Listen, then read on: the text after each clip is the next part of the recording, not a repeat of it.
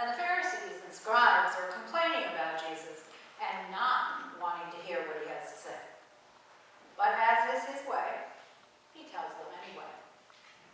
Luke says, so he addressed this parable to them. What person among you having 100 sheep and losing one of them would not leave those 99 in the desert and go after the one until he finds it?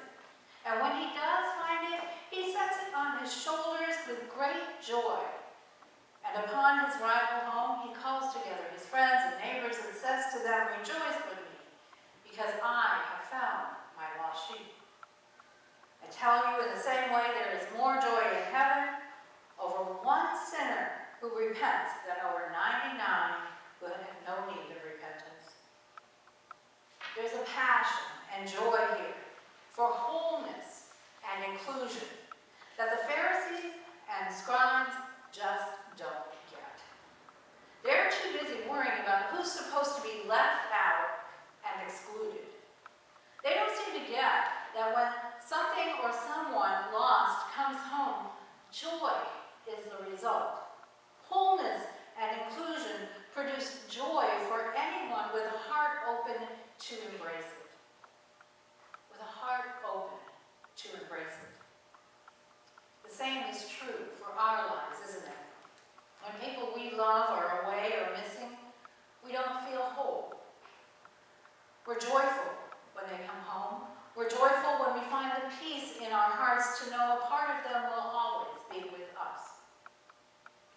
I read a piece this week about a theologian, Jack Shea, who says, even the 99 were lost in some way.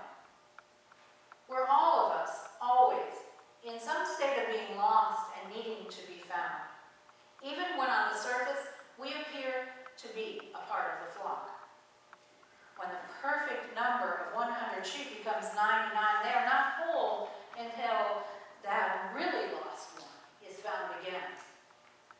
But the 99 in the desert will have their turn at being lost. When the woman with the perfect number of 10 coins loses one, she can only find joy with her neighbors when she finds the one she's lost.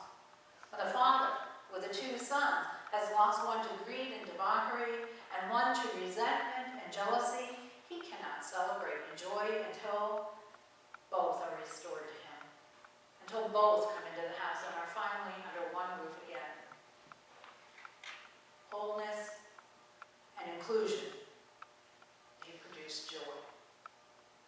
In a society today that is seemingly intent on division and exclusion, on focusing on our differences, this is an important message. And sometimes the way in which the inclusion happens is most significant of all. Both of the parables, the lost sheep and the lost coin, follow the pattern of losing, searching, finding, and celebrating.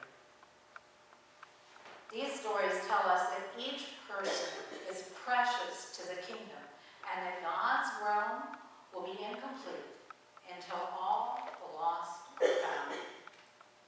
Both the shepherd and the woman represent those among us who are marginalized. Through their actions, we see the compassionate concern of God, who never stops searching for the lost. In the epistle today, Paul is writing back to his young friend Timothy to encourage and guide him. And he begins his letter of instruction by establishing his credentials, or at least his credibility.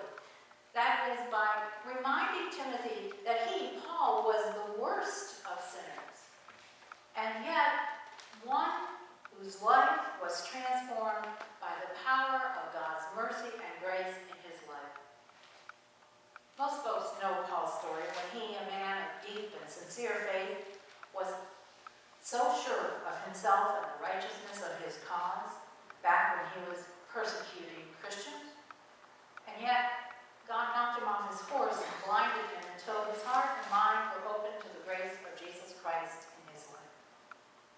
That call on the road to Damascus, the experience of life-giving grace, and his response to it gives Paul authority to write the things that he's about to tell Timothy.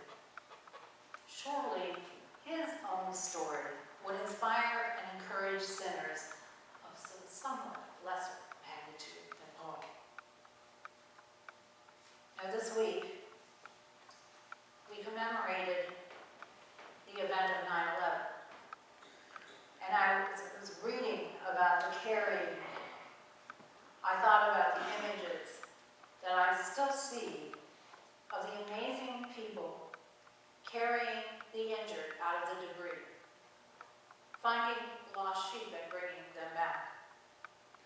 And even as the bodies were found, and as the search continued, the overall effect was to make us all whole again, to bring families back together, and to stand together in joy for what we stand for as Americans.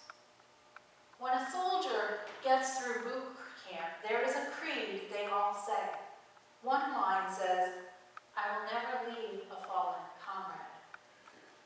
This statement exemplifies what it means to be an American soldier, highlighting the best qualities of these men and women.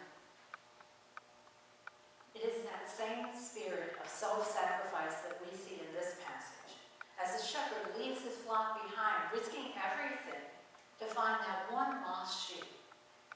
Even though it is one life that is lost, the Good Shepherd will risk everything to find it.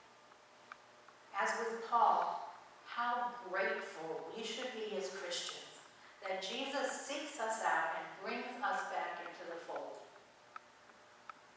Luke writes, "And when he finds the lost sheep, he puts it on his shoulder with joy."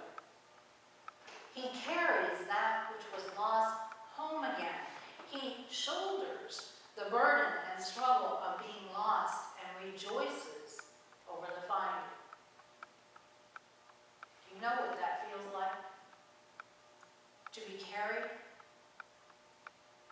In your life, when have you needed to be carried? When you just couldn't do it alone anymore? Who has rejoiced at finding you when you wandered away from the fold? There's a strange irony about Christian life. Often it's more about being lost than found. It's more about being incomplete than whole. It's more about feeling excluded than included, because many of us live in those places from time to time. But that's why we need redemption, because we all get lost in the desert, even when we are part of the fold. We're always in the process of trying to turn back, to find our way home again. It's a struggle, but it's a joyful struggle. It's the endless way that we turn back toward wholeness. How great is that? And life becomes this process of shouldering one another, of walking each other home. Sometimes